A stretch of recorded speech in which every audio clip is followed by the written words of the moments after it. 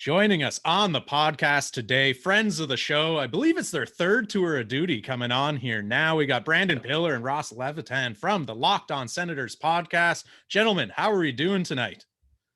Doing great, Kyle. Thanks for having us back on the pod. And no better time to come on and discuss the Ottawa Senators after a trade deadline. And there is a lot to get into, that's for sure.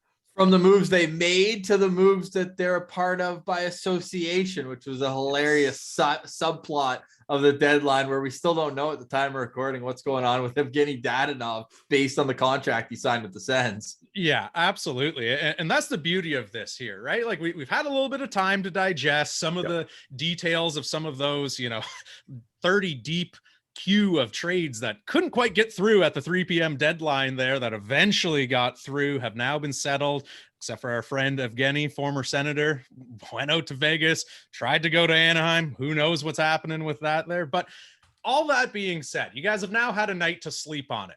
You already mentioned it, Ottawa, some of the trades they made, some of the trades they didn't make, some of the stuff that they're involved with by proxy. Like overall, now that you've digested it, what was your takeaway from trade deadline day 2022 for the Ottawa Senators?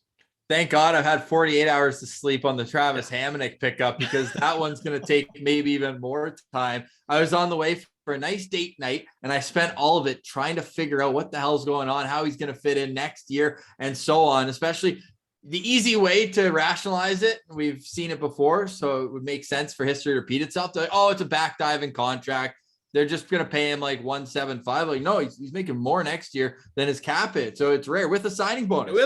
Bonus. That one really confused me, giving up a third round pick when they only wanted a fourth. Ottawa just didn't have one, even though they acquired one the very next day in the Nick Paul trade. But from there, I thought Pierre Dorian bounced back nicely. I'm ecstatic to see Mathieu Joseph in an Ottawa Senators jersey. I think that he fits the style DJ wants to play more than anything, is that small, fast, like hard on the forecheck. And obviously wasn't put in the most offensive situations in Tampa. I know they had injuries and he got a bit of a chance and maybe didn't produce that much this season, but they've got their big dogs down there. We're going to get all the offensive touches. So I think he'll get that in Ottawa, and I'm looking forward to seeing how that continues. And we were joking on Locked On Senators, you still have the best friend tour continuing, as now like Brady's got his Josh Norris. We've got Drake and Igor, the Billets, and Jake Sanderson and Ridley Gregg coming up. Capuano and Hamonic. And now, of course, Shabbat with Mathieu Joseph. So that's a fun subplot. And people chirp it, but I actually think it's kind of cool. Yeah, absolutely. And I mean, heading into this trade deadline, Ottawa obviously well on the outside of the playoffs. This wasn't a let's load up for a deep run trade deadline for this franchise here, but were you hoping more so that they would maybe package some assets, whether it's draft capital or actual players, and go out there and build for the future at this deadline? Or is that more of a summer thing? Or were you just sort of hoping that they were going to shed some of that dead weight and maybe some of those quality veterans that turned out to be not so quality maybe got moved there? So what was this, an acquisition deadline in your mind, or a let's move on from maybe some of our past mistakes deadline heading into it? I think Pierre Dorian made it fairly clear that his main goal is to have a plan set in place, to see what this team will look like next season. So I think the most important thing for the deadline, Kyle, was just shipping out some of those extra contracts, some of those UFAs, which he did in Nick Paul, in Josh Brown, and in Zach Sanford. Like, those guys were sent packing because they weren't seen as a future of this team. Nick Paul, they couldn't get a contract done. So immediately they went to, all right, what can we acquire in return here? And I think really that's all you can do at the trade deadline. If you're not a buyer, as a seller, you just kind of move out things you don't need or things you don't want, get whatever value in return. I mean, Sanford for a 5th round pick is just a meh trade that doesn't really affect too much one way or another. But Pierre Dorian said it, and we mentioned it on the show. He said, don't judge me based on this deadline. Judge me at the start of training camp. So we're going to hold him to his word, and he better have one hell of an off season, because he needs a top 6 forward, his words, and Eugene Melnick's words, a top 6 forward and a top 4 defenseman. Those don't grow on trees, as he told us, and it's going to cost a lot to acquire those guys. But The problem is we've seen the Senators make moves like this to acquire guys like guys that they thought were going to push them over the edge, and they've fallen flat on their face. So if the Sens are planning on making big moves in the offseason, I don't know whether I'm more excited or terrified to know what they are, because the Senators, Dorian thought Hamonic was a slam dunk trade. Meanwhile, the rest of Twitter and I think every single person, Hamonic himself included, was shocked that this trade happened because it just didn't make any sense for the Ottawa Senators. So Pierre Dorian has his work cut out for him in the offseason, and I think the draft and maybe not free agency, but trades will be a big part of this team's future. And ultimately, it'll decide whether Pierre Dorian gets to keep his job going forward. Yeah, well, let's unpack the Hamonic deal here for a minute, because, you know, Ross already alluded to it. He was a little bit shocked, heading out for his big date night there. But Twitter blew up for the Senators, obviously. Yeah. All the armchair GMs had more than a few opinions on that. The Canucks fans seemed to be tripping over themselves to help Hamonic pack and drive him to the airport. Like, they were more than happy to ship him out of town. Hamonic he's their Nikita Zaitsev, Kyle. Yeah. That's what it comes down to.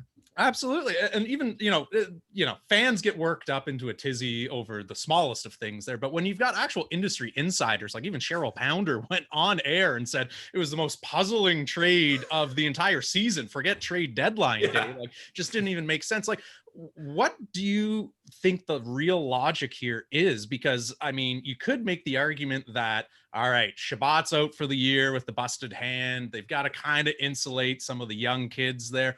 But he's not a rental player. He still has another year on his contract. So is this now a case where both him and Nikita Zaitsev are both going to be parts of this team next season on opening night? Or is one of them something's got to give on that blue line, and one of them will be getting moved in the offseason there? Yeah, I mean, I would be willing to pay draft capital to get rid of Nikita Zaitsev. I would have done that before, and not having to bring in Hamonic to even get that conversation rolling. But the way Pierre Dorian rationalized it, and I mean, I guess there are, from my perspective, some good defensemen this offseason, but he says for those guys in free agency, you're going to have to pay more and more term, which he believes still in Lassie Thompson and Jacob Bernard-Docker. And I had boots on the ground in Manitoba for 2 of their games, and only one for Lassie Thompson, who missed the second game with injury, still out now. And Lassie was the best player on the ice on Friday, but JBD, I left the weekend being like, okay, I can see the potential, like great gap control in the D zone, already on the first PK unit. I don't think we're ever going to see that much offense in his game, but that's okay if he's going to play that kind of Mark Method, maybe a little less physical than Mark was. But I still think he's at least 1, maybe even 2 years away from an NHL job. So a lot of fans are saying, like, put JBD in. And like, okay, you saw him play, like, okay, but he kind of played to survive in the NHL. And for a guy like him in his role to succeed. So I get that you want to go get a defenseman. I just don't think Travis Hamonic's the guy. And if you don't want to go free agency, yeah, you'll have to pay more than a 3rd round pick, which people already thought was too much to use for Hamonic. There's going to be defensemen available in the summer, and in some way or another, even just with the flat cap, you're going to be able to get some talent. You might have to give up more than the 3rd round pick, but that doesn't change the talent evaluation standpoint that Hamonic has just simply not been good for a number of years. Yeah. And if you look at some of the moves that a franchise that's got ample cap space, like an Arizona Coyotes here, who are, we'll get to the point that they're moving to a 5,000 person barn in a year there on a different show. But I mean, there's a team where there were a lot of franchises around the NHL who took advantage of that cap space there. You look at, Winnipeg Jets being a prime example, and shipping off some assets and trying to clear some stuff off there. But the Arizona Coyotes just seem to be a logical landing spot for Nikita Zaitsev, even if you do have to package something with it, right? If we're going to throw away a 3rd round pick, which, as you already mentioned, was really supposed to be a 4th. They didn't have a 4th, so they bumped it up to a 3rd. Why they didn't then ask for, okay, maybe we'll give you a 3rd and you give us a 5th or a 6th or something back, doesn't make sense. But again, like, why would you not have moved out Zaitsev there?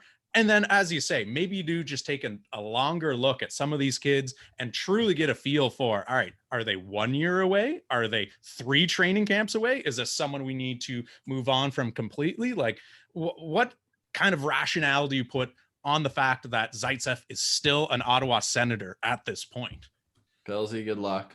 What makes me nervous here is we are all seeing what Nikita Zaitsev is. But what makes me nervous is I don't think the Ottawa Senators are in a rush to move Nikita Zaitsev. I think they might actually think that he's a good player and they need to keep him on this team. And like, why else would they add Hamonic if they're fine with paying these aging defensemen signing bonuses and having them with term on their contract? Like, they genuinely think that Nikita Zaitsev and Travis Hamonic will be a big part of this decor moving forward. And they were happy to acquire Hamonic. They went out of their way to acquire Hamonic. And I think Sens fans are clamoring and preaching for them to either buy out Zaitsev, package him with a pick to the Coyotes. Like you mentioned, they could do a very similar deal to how Shane Gostisbehere ended up there. It's almost, there's so many similarities there. They could do that. I'm sure it's an option, and I'm sure Arizona would be happy to pick up draft picks for an NHL roster player and just use all that cap space that they have. But I'm not 100% convinced that the Ottawa Senators are looking at Zaitsev and saying, how are we going to get rid of this guy? Part of me thinks they might actually want to keep him, and they won't package anything to get rid of him because they think he's a valuable part of this team. And that scares me. Franchise cornerstone Nikita Zaitsev on the blue line there. But well, let's shift gears to maybe a more positive move they made on the blue line. Josh Brown shipped off to Boston. They ended up sending him along with a conditional 7th round pick, got Zach Senyshyn and a 5th. Now, local kid again. They're continuing the theme of Ottawa area players coming back in here. Part of that famous 2015 Boston draft class where they had 3 picks in a row and they kind of whiffed on all 3 of them, and the next 3 picks were all very valuable players that ended up getting selected. So is this a case where you think that there's some logistical actual chance that Senyshyn comes out here, has an impact and a role to play in the future of this team? Or is he just kind of a depth piece? And it was more so, again, we acquired a 5th in exchange for a 7th, and he has a role to play in Belleville, and he'll be a nice little piece down there, but might not be cracking that Senators roster anytime soon. Well, he's been assigned to Belleville, and he already leads the team in goals this year. He's got 19. So for a team that in any given night is either in 2nd place or 6th place in the division, is the North Division with under 20 games left, is going to be a spectacular race because the way they're doing it this year, 4 and 5 play a best of 3. The top 3 teams in each division get a bye. So of the teams that are all packed in together, 2 are getting a bye. 2 might only have 2 games left in their season if they lose both, and 1 isn't even getting an opportunity beyond. So right now they're in 6th. If the playoffs started today in the AHL, Belleville's not even in it. So for all the talk about making a run and all that, say what you want about maybe adding Sanderson if and when he can get healthy and the Sens season's done, all that. But that brings me cause for a pause. And where are we at even with the prospects? I want to see extra time for Igor and Roby and those guys who need reps right now. JBD, of course. And I think that he helps them. He's probably immediately on their top line and can help the power play. And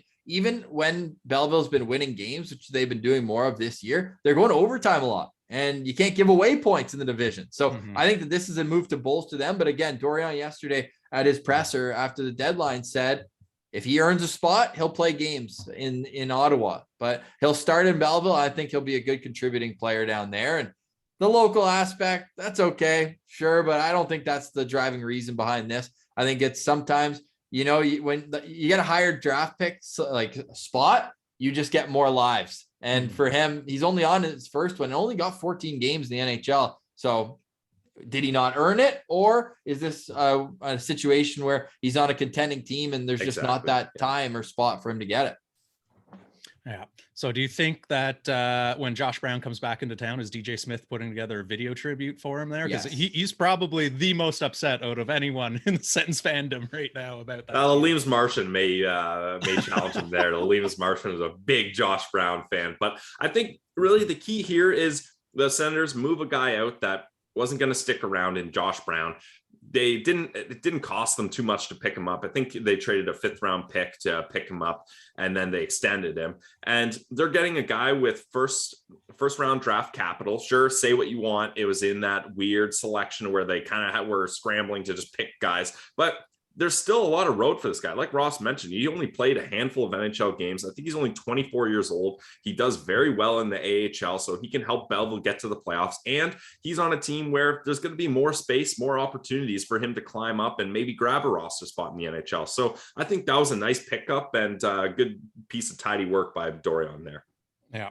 Well, we already mentioned it. Fan favorite Nick Paul did end up getting shipped out, ended up going to Tampa Bay in exchange for 2024 fourth rounder and Matthew Joseph, who just so happens to be besties with our good friend Thomas Chabot there. But kind of begs the question. Now, it's great to obviously have some camaraderie, having some friends, but at this point, if you look up and down, not only the prospects, but the Senators roster, there seems to be either so-and-so is friends with this person, this guy played with this coach in junior, so-and-so is an NHL son. If you played for North Dakota State, bonus points here, right? Like, so there's definitely a theme that goes into this roster construction. And trust me, you obviously want to have that chemistry in the locker room. But are we now nearing a point where there's so many friends and family and associates that are kind of getting in there where you start to wonder, is this the best way to build a championship caliber roster? Or is this a better way to build like a fraternity or a beer league hockey team where you get your buddies there? Like, are you getting concerned that they're maybe putting personal connections ahead of talent evaluation? Or are we still kind of straddling that line at this point? I think it's a fair point to look at. Like, look, if the Sens had been playoff contenders and making cup runs, then the question is answered. Yes, it does help build a contending team, but they haven't even been close. They haven't even been close to sniffing playoffs, let alone success in the playoffs. But I think what the Senators are doing here is you have to look at a team with limited resources, right? The Senators front office is, I would say, probably the smallest front office team in the NHL. They don't have a lot of money. They don't have a lot of manpower. They don't have a lot of resources. So you have to zig when everyone else is zagging. Everyone else is putting all this money into analytics, scouting, and all these kinds of things where you're not able to do that as a Senators organization. So you have to rely on hearsay. You have to rely on your assistant coach to tell you what kind of player Travis Hamonic is. You have to rely on some of the guys in the locker room who are big leaders in Brady Tkachuk and Thomas Chabot. Hey, we're looking at acquiring this player. What do you think about him? And you have to start thinking, what if we just focus on building a culture right now? Since we're not ready to compete, let's focus on building a proper culture where guys can come to the rink every day with a smile on their face and push each other to be better and really gain chemistry together and develop success, start from the bottom and build their way up together. I think it's a good approach because I think people often forget that a hockey team is a workplace as well. Like, sure, everybody immediately says, oh, they're paid millions of dollars to play a game. They should just shut up and be happy about it. Well, not everybody is happy about it and not everybody's comfortable in situations. So, and the Senators aren't exactly a top free agent destination either. So they're trying to create a workplace, a culture environment where everybody is on the same page. Everybody buys into the system and they're hoping they're greater together rather than separate. So I think it's a decent plan. I think it's something that the players appreciate and they say, hey, we're shipping out a fan favorite, a team favorite like Nick Paul, but we're getting a beauty in return. And one of our top guys, Thomas Chabot, can vouch for that. So I think eventually it's going to pay dividends. Right now has it, not quite yet. But I think in the future, when these guys all grow together, they're going to build something special. Yeah, and that's where keeping everyone comes into play too. We know Josh Norris, he's Brady Tkachuk's best friend, but he's also on pace for over 40 goals if he played the whole season. So still have to pay these guys at the end of the day, and determining what that's going to be is going to be on ice performance. You can't use that in a negotiating sense. Like, hey, like we brought you in because you're like a part of our family. So like, don't you want to help your family and take less or something like that? I think all the players should maximize their earnings. And that's why I'm stoked for Nick Paul. I think there's no better place for him than Tampa to do that. Like, look at how much money both wingers got on that third line last year. Like Coleman and Goodrow both got paid and they're good players. Set for life now. Yeah. I hope Nick Paul has the same reaction. And I don't want to hear fans say, like, don't you go get him in the off season or anything like that. That never happens where a player comes back. So, hey, good on him. He got his money, but he was also a really popular guy in the room. So it doesn't dispel the notion of that, Kyle, but it does kind of speak to like, that's not all they're looking at. And I mean, here they're looking at the bottom line. It's a bit of a different situation. They obviously wanted to keep Nick Paul, but I think it's just kind of funny. Maybe it's somewhat coincidence, but I'm sure that there is a bit of that in the back of, or even in the front of Pierre Dorian's mind, because it's the first thing he mentioned, both with Norris and with Joseph. But if they were bringing in brutal players, like, and I think we do give them a hard time, because when it comes to coach, those players that they bring in, the Hamonicks, the Josh Browns of the world, the Zaitsevs, because they played under the coach, I think that fans are a lot harder on those guys, and it becomes a fun storyline when they're good, like Josh Norris. So I think it all depends. And like with Igor, like everyone likes him because he's producing too, but it's like, oh, that's a cool connection. He and Drake Batherson were Billet brothers for a little while. So I think it all depends on how they play on the ice, and fans will judge accordingly. But I like Pilsey's statement too. If they do win together, it's going to make for some really cool feature stories on how they all came up together. Yeah, no, absolutely. And obviously there's, some case studies that can be done years down the line from now when we can unpack all this of, is it wise to bring in your best friend and all that, or is there a better way to go about it? But won't find that out until we at least see them on the ice together as finished products. But want to quickly talk about Anton Forsberg here, because again, not a trade that necessarily happened, but it was that extension that got announced. Obviously they were bringing him back on for 3 years. Some of the fans said, well, we would have probably preferred 2 years, but obviously Forsberg, this is something that his camp was pushing hard for. And I think that got, reflected in the terms as well too, right? Pretty good steal, average annual value of 2.75. So it's not going to break the bank there. Long-term though, you rewind a year and a half, maybe, a lot of the Sens fans were talking about how deep the Sens goaltending prospects pool is. And we've got, Hogberg, we've got Marilyn, and we've got Forsberg. We got all these guys coming up. Plus we just brought in Matt Murray. Now we kind of modernly, you look at Gus kind of had a down season.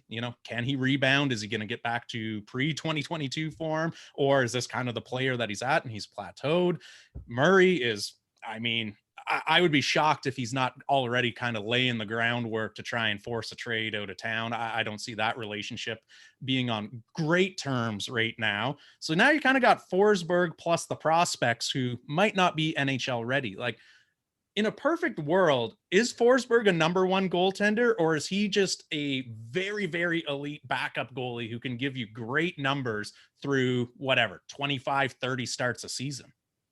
I would say in a perfect world, Forsberg is a 1B goalie. I think he's better than your average backup. He's getting paid better than your average backup, but he's not quite at a point where you're comfortable starting him for 50 plus games, right? I think Sens fans could agree with that. At least not yet. We haven't seen a big enough sample size. He's shown stretches. He had 5 straight wins back in December where he was looking absolutely amazing, but then he has a stinker here and there. So you're not quite willing to say this is your number one starter. But the problem is, if he's ideally a 1B, do we believe that Matt Murray can be a 1A? I don't think so. With his health problems, and he's not consistent. You don't know whether you can rely on him. Sometimes hours before a game, you're not sure if he's going to play, right? So that's where they come into an issue but signing Forsberg gives them some insurance. It gives them a buffer room to say, hey, he can be a big guy for a crease here while we're trying to figure out what's going on with Matt Murray, but it also allows Gustafsson to go down to the AHL and be a true starter and get games in, because Gus has been dealt unfair hand almost since he's arrived in Ottawa. Like, he hasn't been able to just consistently play in the AHL, or when he's called up to the NHL, he's sitting on the bench for long periods of time. And that's not how you develop a young goalie that you've invested a lot into, who's only 23, 24, is a young guy. He needs to be playing games at the AHL level so that he can be prepared to be a backup at the NHL level. I think really, this team's not going to be able to contend until Gustafsson is able to take a 1A starting job, which he's nowhere near right now, or they find a replacement for Matt Murray as your 1A, because Forsberg, he's getting paid too much and he's too good just to be a traditional backup, but he's not quite at the level where he's good enough to be your starter. So if they want to contend, they're going to have to figure that out. Yeah. So do they have a solution in-house in your mind, or is this something that they've either got to move out Murray and acquire someone else to split the load with Forsberg next season? Or is it a case of batten down the hatches and we just got to hope that one of our prospects makes that leap, maybe not next season, but for the next year after that? Well, that would go against me saying that next year is the ultimatum for Pierre Dorian if he doesn't make it to the playoffs, or at least into the last month of the season in the race. No excuses. I don't care about injuries, anything like that. And you're going on this year 5, year 6 without playoffs. This is already the longest time without playoffs in Ottawa, like more than 92 to 96. It's unacceptable. So to that point, you need a starting goalie next year. And I have faith in Mads Søgaard eventually to be an NHL goalie and be a good one at that. I think that the size athleticism combo, once he stops, like, I think his consistency is the one thing, and that comes with time for a goalie. He's 21 years old. He's playing as starter ice time in the AHL right now. And he's already played a bit of pro during the COVID break last year. He went back to Denmark and played. So I think eventually he could be a guy in the system. I was always on team protect the cord. So I know that Gus had that nice 9 games in Ottawa last year. I didn't think that was enough for what I saw live in Belleville and his struggles. You look at the numbers, he's almost played like 82 games in Belleville and it's just sub 900 save percentage. Like, that doesn't give me much confidence, but we've seen games where he's kicking them out. He's so good at going post to post. Like, how many 2-on-1 saves and like backdoor plays is he just getting over and making the saves off of? So I see the potential in Gus, but I haven't seen it in a consistent enough basis. And he's on a one-way contract next year. So that makes things difficult with waivers, because why wouldn't a team, if another team can stash him after, why not just allow that? Like, a team like Arizona should be all over that. So do you trade him? Is there value in a trade to be had? I don't know. Definitely not what you expected when you got him in the trade, but I don't know if he's the answer. And with Matt Murray, your guess is as good as mine, whether he's going to even play, whether he's going to play one game, one period. I don't know. But when he was on there in the middle of the year, he was unreal. They just couldn't score goals at that point with Norris and Matheson. Now, those 2 back-to-back games where he let in 1 goal and lost both was absolutely wild. I think they were empty netters, right? The Boston, Pittsburgh there, back-to-back. So he was unreal in those games and just couldn't get a win. Whereas Forsberg, like, you know what I do if I'm the agent? If I'm in the table and they're looking at 2 years, I'm looking at 3, I'd be like, my guy has won more games than he's lost for this team this year. He's 14-12. That is a ridiculous accomplishment for any goalie. And how many of them have he made more than 40 saves in? So that contract is well earned. Can he be a 1A? I don't know. But we saw Anderson turn into a legit one 2 years later on in his career than where Forsberg's at now, just turning 30. So I think just turning 28 or 29, I think. So he's still in his 20s. I love the deal. I think the 3 years is fine. It's just once bitten, twice shy, third time, you really start to question it, because you've already done this twice with Hammond and Condon. Even Nielsen too, but that was out of his circumstances, or out of control, of course, getting injured. But I think they need to figure out what's going on with Matt Murray. And do you guys worry here? To ask you a question, Kyle, do you worry that the teams maybe like in the back of their head banking that eventually he'll be on LTIR and insurance pays most of that? Because in a backloaded deal like his is, how can they be so okay with going forward with them? I don't see how they can be. Yeah. A lot of my concerns with Matt Murray now, and you even saw it in some of the comments he made when he did end up getting sent down and, AHL demotion, all this and that. And then I don't know how much of this is actual, I am legitimately injured versus I am just in such a bad headspace and just such a bad relationship with this franchise that I don't see a way forward from it. I never want to say that, someone's faking an injury. I'm sure there are nicks and bruises and all of that.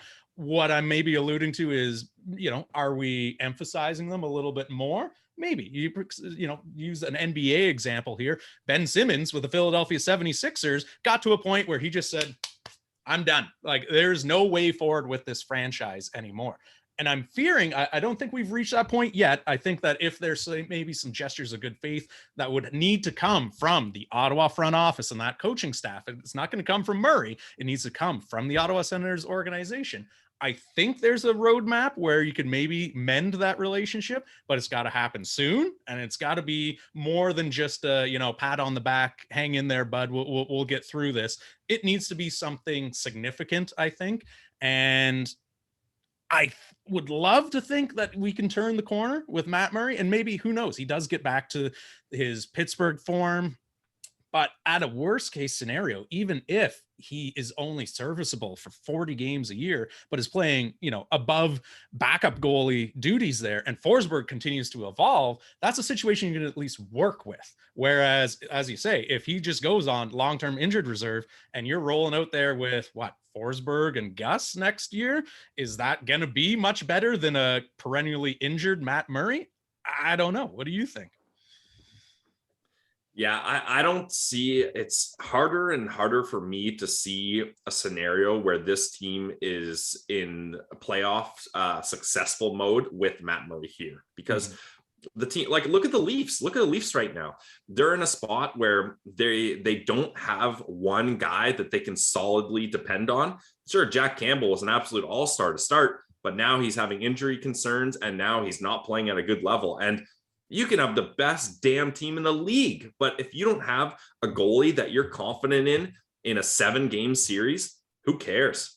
Like, right? Like, you can't, the Leafs are a prime example of that. You can't go anywhere.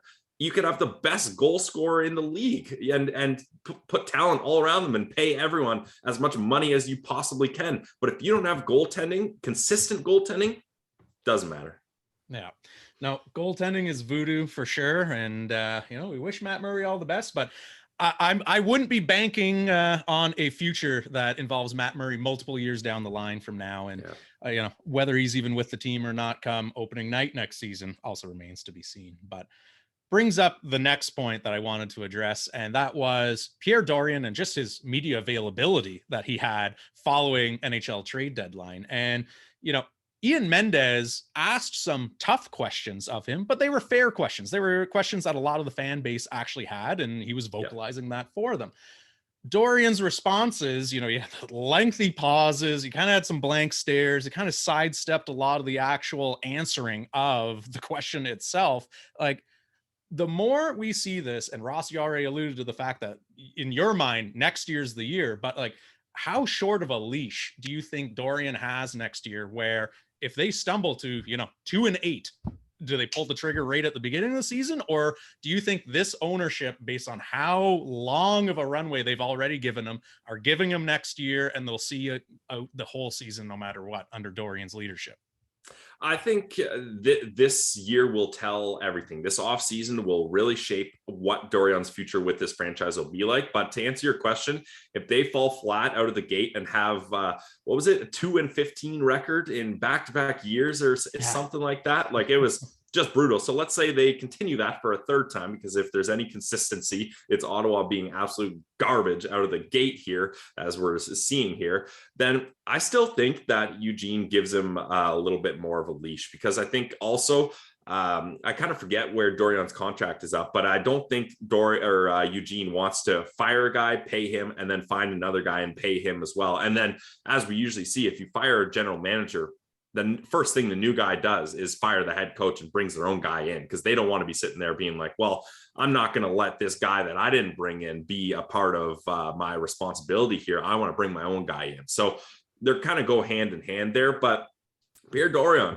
he's done a good job of tearing this team down, but that's the easy part. Anyone can tear a team down. I mean, it's as simple as just identifying talent and open up the phones to whoever wants to acquire them. But how can you build this team up? And we've been told we're supposed to be in the years of unparalleled success right now. We're not seeing that. And for me, for the fan base, I think everyone is on their kind of last straw here, and Dorian needs to make do with his promises to have a big off season and to be judged on opening night next year. We'll see how that goes. And if he's not able to build a contender, I don't understand how Melnyk can sit there and say, hey, I'll give you a little more time here, because this has been as Ross pointed out, the longest stretch this franchise has ever had without making playoffs. And this is during a pandemic when Eugene Melnyk hasn't been able to bring in money for a long time. He's not going to be okay with losing and having fans be avoiding the CTC because the team is crap again.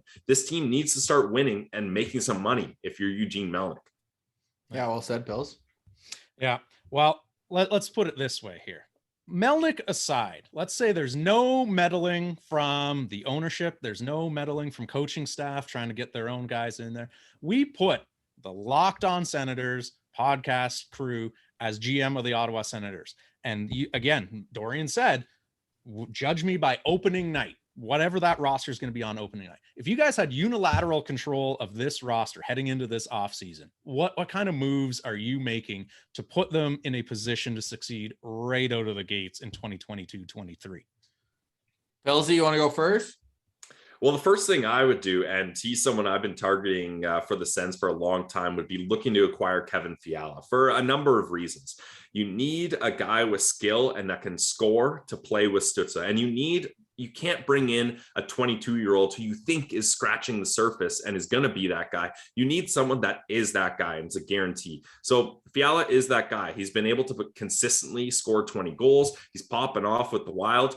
And then secondly, that's a guy I would target also because Minnesota is desperate to find out a way to fit under the cap with those buyouts that they have. So they're at a point where, in my mind, there is a 0% chance they re-sign Fiala. They just can't fit it into the budget. It doesn't work. So they need to offload him. So you're going to have a little leverage in that situation, being like, hey, we know you have to do this and you want to get something in return. You're not just going to let Fiala walk here. So I think the Senators need to target a guy like that because I think he would fit on a line with Tim Stützle and really solve a lot of your scoring issues and create that top six that you need. Like if we're looking at a top six next season that has the classic top line, Brady, Drake, and Josh Norris, that's great. Put that in put it in stone that they're top line. And then a second line that is Formenton, Stützle, and Fiala. I'm feeling pretty good about how things are looking. And then Ross, I'll pass this off to you as assistant to the GM for who you would acquire on the back end, because I've just acquired the top six forward we need. How are we fixing this problem on the back end? All right. Well, I think our third tour of duty, or maybe fourth, because you need a goalie too. We're just going through the entire lineup, but yeah, I'm still a believer that on a championship winning team, Connor Brown is an elite third line penalty killer. Yep. Who can also contribute a bit on the power play, but I still think you need two top six forwards. But I know that people push back on that. And when Connor Brown has 19 points in his last 21 games, it's tough for me to really sit here and say he can't be that guy. But I just look at all the top sixes of the teams who are legitimate NHL contenders. I'm glad Pilsey's adding Fiala. I think that's huge, but I think that they might need a second one. Flank Timmy with two new wingers. Formenton, Pinto, Connor Brown would be one of the best third lines in the NHL. Yeah. I think when if and when they reach their potential. So maybe I'm asking for too much, but when you have as much cap flexibility, especially if Pilsey and I would also be looking to not pay $22 million to all the dead weight on the team, I'd probably bring in some fresh dead weight for maybe half the cost. So I don't want to hear about like, oh, we have to save money to sign this guy and that guy and this guy. They have that and some. So Pilsey's acquired the forward. That's great. If I was Minnesota, and let's say Minnesota realizes how good Fiala is, they're like, okay, we got to go a different direction. Matt Dumba would be an awesome, I think, addition on the back end. And again, you're getting rid of Zaitsev, and Hamonic might be my 6-7 guy. So on the right side is where I'd be targeting. I think the left side, you can roll out Shabbat, Holden, Brandstrom, and if you want to bring Mete back 1 year, whatever. That doesn't bother me. I'd Sanderson in the mix too, though. Oh, thank you. Of course, Sanderson. So yeah, so you've got kind of that. What's going to happen with Brandy, I guess, or you move Brandy to the right side. So even if you move Brandt to the right side, let's say that. Thank you, Mr. GM. I appreciate you fixing that up because now my decor will look like this. Left side, Shabbat, Sanderson, and Holden. No matter the game, the matchup, those guys interchangeable ice time as an 18-year-old. Imagine someone listening to this like 3 years down the road and they're like, wait, Holden and Sanderson, the same ice time? No, but I just get them acclimated to the NHL. And then on the right side, you've got Zub. And yeah, let's say Hamonic plays well enough to be on that third pair with Sanderson to start. And of course, we go from there. Is Lassie ready? But they need a right shot guy to play on the second pair. Remember when they said the shutdown pair to start the year was going to be Holden and Del Zotto? I'd like a shutdown pair with Holden, but Zub is just better used with Shabbat, in my opinion. I like him. He makes whoever he plays with better, but why not make your best player better?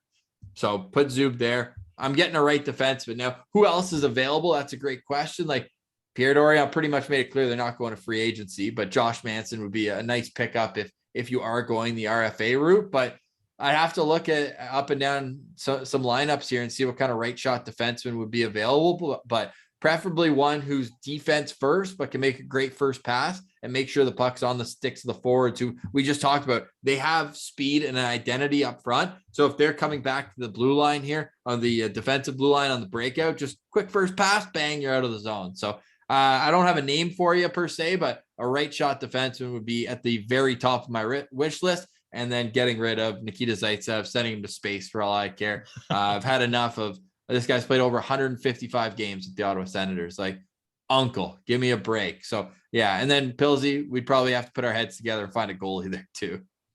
Yeah.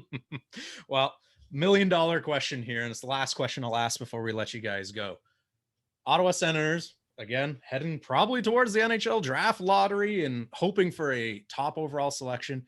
Are you guys making that pick with their first rounder this year, or are you dangling that to try and acquire a NHL ready body immediately in a trade?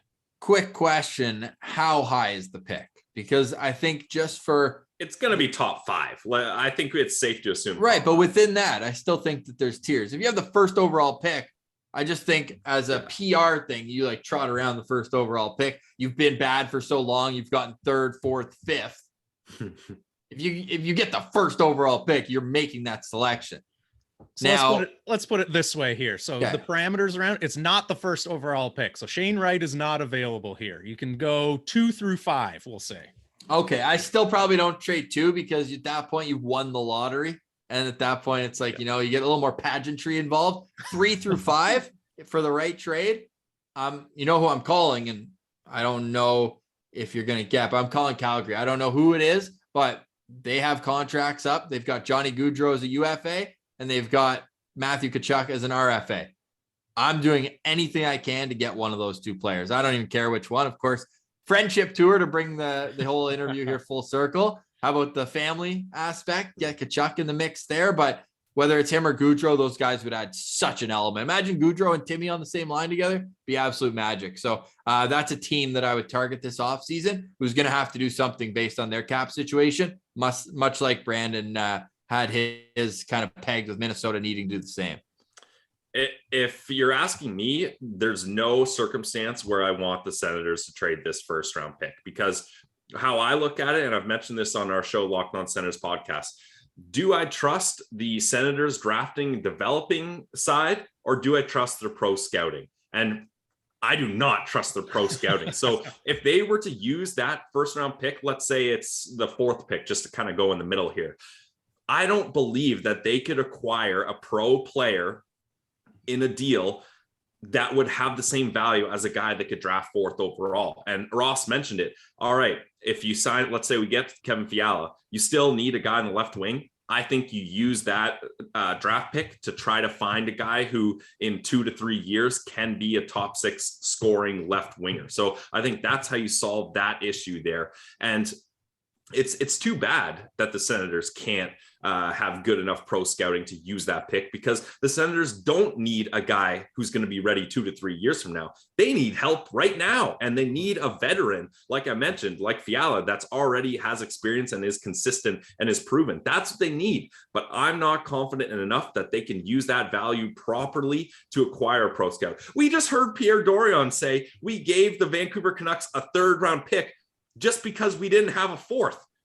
And then they got a 4th. That is not how you use asset management. That's not how you negotiate in a trade. So imagine they're just like, oh yeah, this team wants a 2nd round pick for a scoring left winger, but we don't have a 2nd round pick. So why don't you just go ahead and take our 1st? Yeah. Oh man. So that's why I go with the ideology that the Senators in no circumstance can use the value of this pick to try to acquire a player, because they're going to fall flat on their face. I give that power and that value to Trent Mann and his staff to try to draft a guy who can fill that role eventually. Okay, Pillsy, let's say that my trade is on the table though, and they have 2nd overall. Let's say it's 2nd overall and another like secondary piece for Matthew Tkachuk or Johnny Gaudreau. Do you pull a trigger? I mean, yeah, but I don't think the Calgary Flames would be like, why would we give the Sens a good deal? We could just fleece them. Like, we'll just. No, they can't though. They're the only team Ottawa fleece, getting the pick that was Alex Formenton for Curtis Lazar. I'll take another one of those, please. That's true. That's true. But also, I'm not so high. I know this is a lame take, but I'm not so high on acquiring Matthew Tkachuk. I think it's better if this is Brady's team. And I think there's other routes that could go. Sure, it'd be a fun story, but that wouldn't be top on my list. It's more than a fun story. Since December 1st, he's 2nd in the league in points. Like, this guy is an elite player. I'm not saying he's not good, but I'm just saying I would go in other directions personally. There you go. Well, you could also split the Keith and Chantal. Their allegiances could all be on one team. So there might be some family drive to get that deal done. But Definitely. boy, we could talk Sens all day here. There's so many storylines, so many more things we didn't even get to unpack here, but we got to let you guys go. For those that are listening, though, tell the people where they can tune in and hear all of your spicy takes and post-game reactions and all of that fun stuff and more. This is Ross's bit. Yeah, well, we're trying to get the YouTube off and running. I feel like you've got Instagram cornered, Kyle. So you take that power. We get this up on YouTube, and we've had you on as a Sens Central citizen before. We look forward to our next visit. But yeah, Locked On Senators, wherever you get your podcasts, on Twitter, pretty active there at Sens Central, and on Instagram, LockedOn.Senators. And yeah, it's 5 days a week, but the Senators make sure that there's never a dull day. There really isn't. We started covering this team when we were at school together, just had a radio studio there, and we're like, all right, this could be fun. Boom, they go on the run to Game 7 of the conference final. We're like, oh, this is great. Well, little did we know what we were getting ourselves into. From wow, if I listed this off, we could do a whole other episode. So bottom line is there's never a dull day, and we appreciate you having us, Kyle. It's been a lot of fun to get another reaction, because the last time we joined you, I think, was right after the draft. So I think the vibes are a little bit better, and very excited to see how Mathieu Joseph fits into this team too. Absolutely. Have they announced when his debut is yet? I haven't seen that. It is tonight. Let's go. There we go. Yeah. Who would you play him with, Kyle? Oh, let's ease him into it. Maybe give him some third line minutes to start. But if there's an opportunity to slide him out there with Timmy and just have a look, just a little sample, see how he does. Let's see what happens there. Maybe you can catch lightning in a bottle down the stretch here. Hey, welcome to Ottawa. Here's your center, Chris Tierney. Have fun, guys. Yeah, buckle up. It's a little different than Tampa Bay, the back-to-back Stanley Cup champions. But boys, we appreciate you coming on. Check out Locked On Senators wherever podcasts are from, and their post-game reactions on their YouTube channel today.